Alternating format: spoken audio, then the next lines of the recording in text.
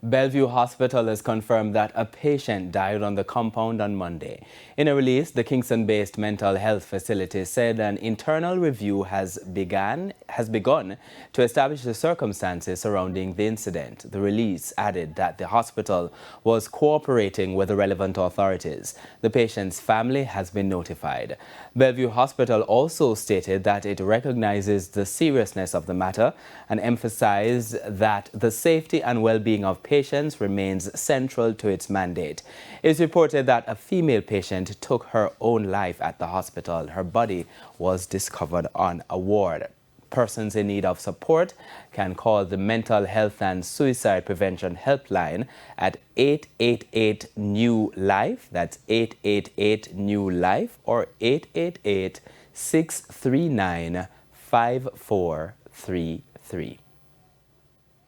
And still to come this evening, chaos in parts of St. Elizabeth as residents protest alleged police abuse.